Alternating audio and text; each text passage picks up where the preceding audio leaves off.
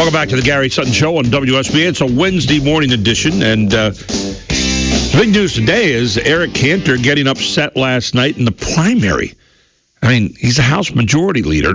First of all, the fact that he got upset at all, but the fact that he got upset in the primary by his own party is what really is kind of unbelievable. With us this morning, we have a constituent of that district who happens to be my sister, Robin. And she's a business consultant and constituent of the 7th Congressional District in Virginia. And she voted yesterday. And I talked to her this morning. She had some great insights into this that I haven't heard from other people right now. And by the way, Brat beat Cantor 56% to 44%. I mean, it wasn't just nip and tuck. It was a beating, a beatdown. And Robin joins us here this morning on the Gary Sutton Show. Good morning, Rob. How you doing? Good morning, and I'm fine. How are you? I'm good. So you went out to vote yesterday. Did you think there was any chance that this Brat guy would win? No.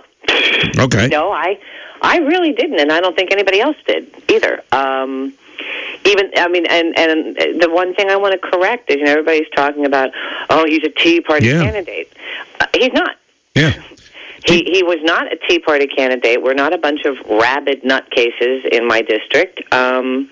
We're a bunch of very normal people who... Well, I wouldn't say that. I wouldn't say that exactly, but no, I'm kidding. I'm sorry. Well, it's a cheap brother joke, yeah. We try for normal. Right. This is a very down-to-earth, really conservative district. Talk a little bit about the geography of your district and where you sit and the types of people. A lot of it is rural. Mm-hmm. A lot of it is Spotsylvania County, which is just outside of Fredericksburg.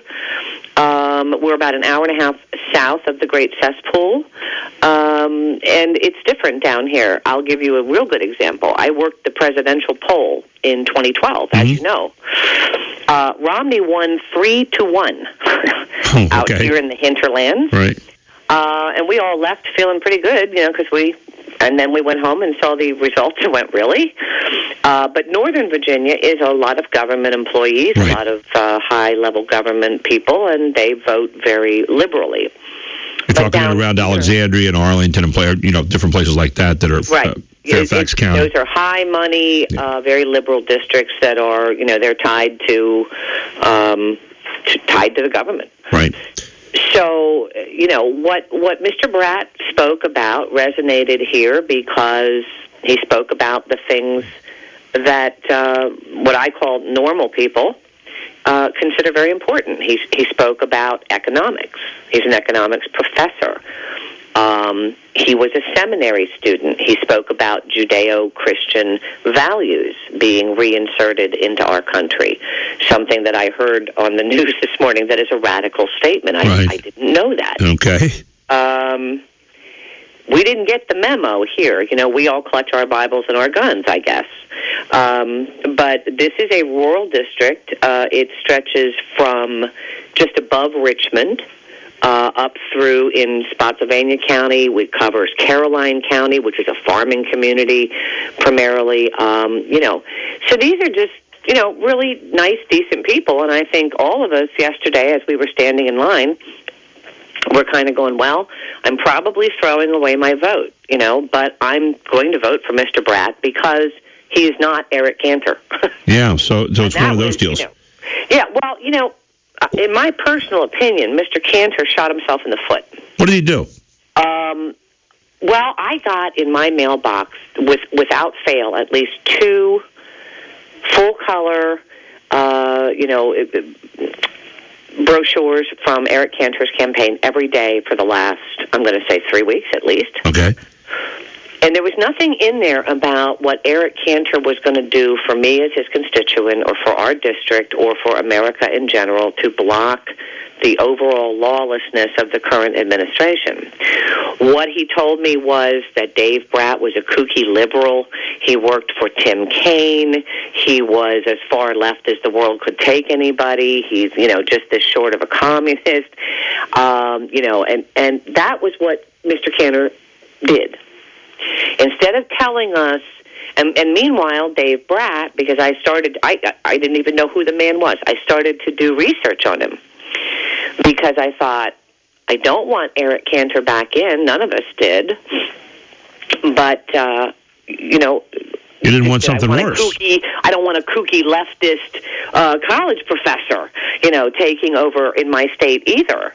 So we were really weighing it. A couple people I talked to, I said, "Why? There's a store or a small business owner right up the street from me, as a little country store, and we talk politics when I'm in there. And I said, "Who are you going to vote for?" And he goes, "Dave Brat." And I said, "Why?" He says, "Because he is an Eric Cantor." Yeah. Eric Cantor started out, and we all had a lot of faith in him. We really did. He talked about the conservative values, and for the first few years that he was up there, he really did fight for conservative values. Then he hooked up with, some of the more moderate, if you want to call them that, whatever. And he did what he was so busy trying to keep his job, he forgot to do his job. Great point. As Michael Douglas once said in American President. Right. And that's what I think the American people view these career politicians as doing. We're talking with Robin Sutton this morning, who is a constituent of the 7th Congressional in Virginia, and Eric Cantor, of course, beaten there last night by Dave Brat. It's interesting that an incumbent will be putting out a lot of negative kind of campaign literature in your mailbox. He must have seen something in the internal polls that had him upset in terms of kind of going on the attack, because they normally don't go on the attack. They normally look at you like you're a fly, and it's just kind of a momentary inconvenience, and they brush you off. And they'll keep saying the same old lines that incumbents say. And yet at the same time, here was a guy going after this other guy, and first of all, that doesn't sit well with a lot of people because it takes away from likability. Number two, it doesn't sit well for the very reason you mentioned, that he doesn't say what he's standing for. He's saying who he's standing against, and that doesn't work well either. And so, it looks like it really backfired on him. I don't know if we can draw conclusions, but you have some issues in your area that are very, very, I won't say unique to your area, but they're at least ones that people do care about. And one of those is immigration. And where has Eric Cantor stood? In fact, what are some of the other issues in terms of things that he got voted down for yesterday that might be concerns for your district? Well, illegal immigration is a huge problem in Virginia. Give me some examples of what's going on with that. Well, I am in the security industry, and many of the sites that we operate on, either with guards or with surveillance systems or both, we are there primarily to keep the quote-unquote day workers herded off the property where they don't swarm every car that pulls in and slows down. We have a couple of sanctuary cities right up north where, if you call the police about illegal immigrants, the police won't even bother coming because they're not going to be able to do anything, and they just don't even waste their time. So, some of these places have had to turn to private security because it's ruining their businesses. The economics of things, the Benghazi investigation. This is a very, very military district. A lot of people who work on Quantico, we have retired military, we have current military. Quantico is a huge employer in our area. It's only 2 exits up 95. And the fact that, Boehner and by default, Mr. Cantor, put off any kind of a Benghazi investigation for nearly 2 years. When 4 Americans died, that made people mad. Then, of course, this week the story broke that down on the border we've got 90,000 unaccompanied children. Right. And Mr. Cantor was lining up to help push through what we think of as amnesty, what they call immigration reform. It's not immigration reform because these people did not immigrate. They crossed the border illegally. If they had immigrated here, it would be different. But they did not. And, we're a pretty cut and dried group of folks. We deal in common sense, and we don't deal in left and right. We don't even really deal in Democrat, Republican. We deal in, do you think like we do? And Mr. Brat evidently does. Because a lot of people showed up and said, you know what, I'm tired of what he says, meaning Eric, versus what he does, because he talks about conservative values, and then he wants to push through an immigration bill that's going to hurt our country. And obviously, it's already affecting your area. When you say about local businesses being hurt by illegal immigration, give us some specific examples of where that's happening. We have a lot of shopping centers and small farm stores. Right.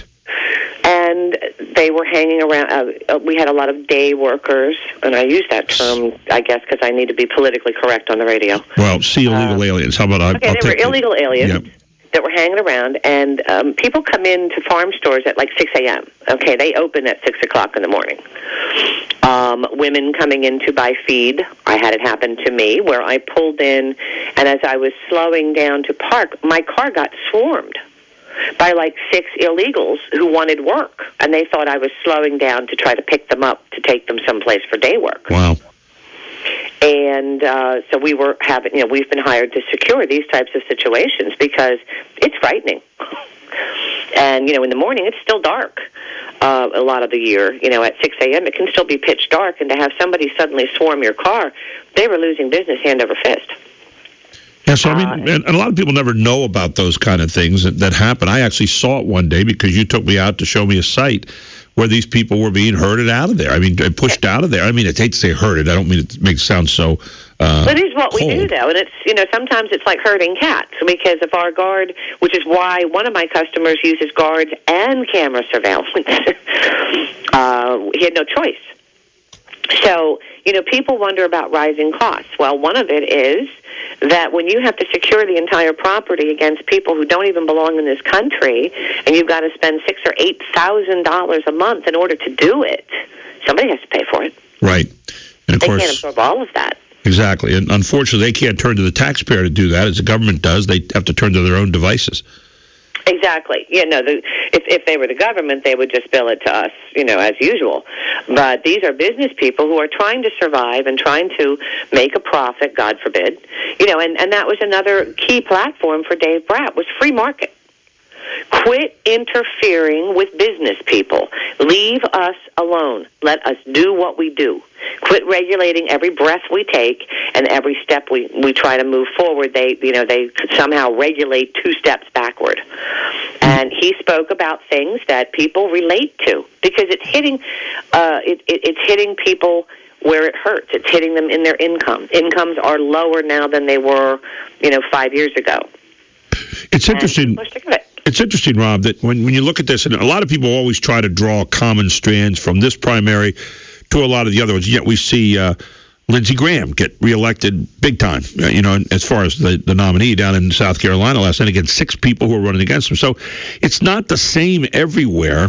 And yet I wonder if the takedown of such a big figure in Congress will have some effect on later primary elections across the country.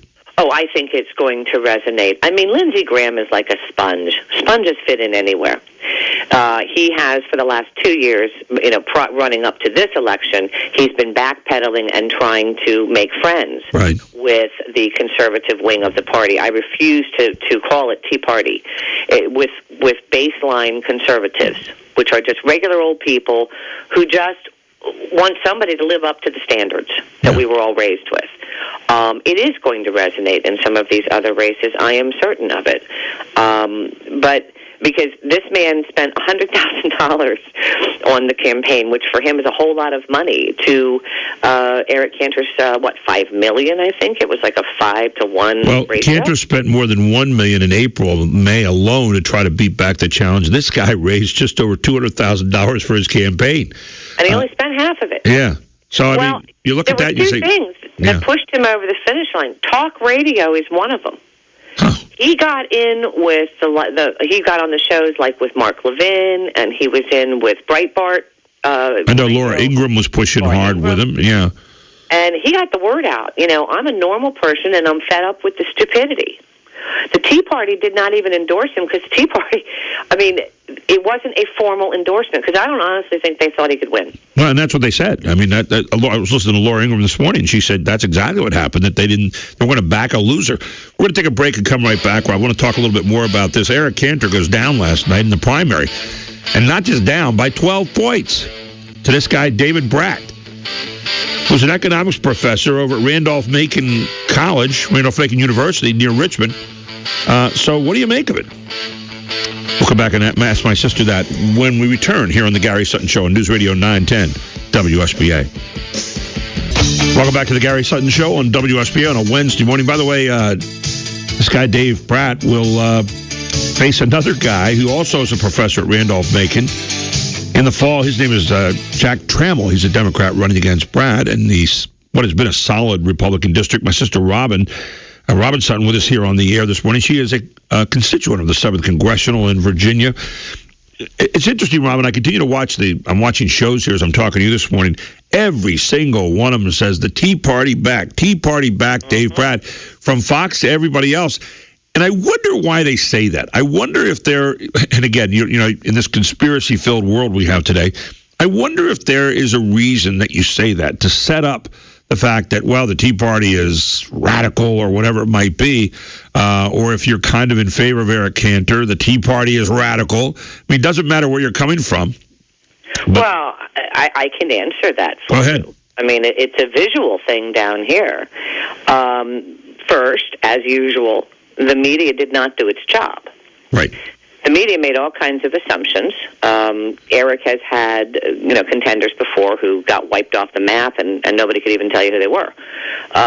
They didn't cover this. They didn't cover this race at all. Brat's people put his campaign signs all over the place. We've got big signs that Fredericksburg Patriots have put up that said, "What will you tell your grandchild? Where will you say you were when freedom was lost?" Ooh. And they have it signed, yeah. And these are at major intersections. And Mr. Brat's people put his signs right next to the Tea Party signs. Now, these idiots that never bothered to cover the race are, they're drawing more assumptions, which is what the media does anyway. So they're assuming that because those signs were next to the Tea Party signs, that he was Tea Party endorsed, which is not the case. Right. I'm sure a lot of the Tea Party people. But I'm real sick of these types of characterizations where, we're too stupid to think for ourselves and we're just a bunch of sheep, and we're either in the old guard Republican mindset, or we're one of the loonies that run around with the Tea Party. And, that's not it. I still believe that most Virginians are real capable of walking and chewing gum and thinking for themselves all at the same time. And I think most Americans are. And I think we're all very tired of being treated like, children who aren't quite like really all there. Can't be trusted. Rob, we're right at the end of our time. Thank you so much for covering this morning. Really appreciate it. And we'll see the lessons that are learned out of this, if any. I don't hold my breath on that, but thanks again for being with us on the show. No problem. Thanks for having me. Thank you. Robin Sutton with us here this morning on the Gary Sutton Show. When we come back, Michael Cutler actually helped to advise this guy, Dave Brat, on immigration. Michael Cutler is a senior fellow with CAPS and also a former ICE agent for 30 years, and he's one of the main speakers on immigration throughout the country. He was kind of an advisor on immigration for this guy, Brat. So did he think he had a chance to win? And what about the stream of young people that are attacking our border right now and coming through? What do we do with them? They're supposedly running from chaos in their own countries. We'll find out.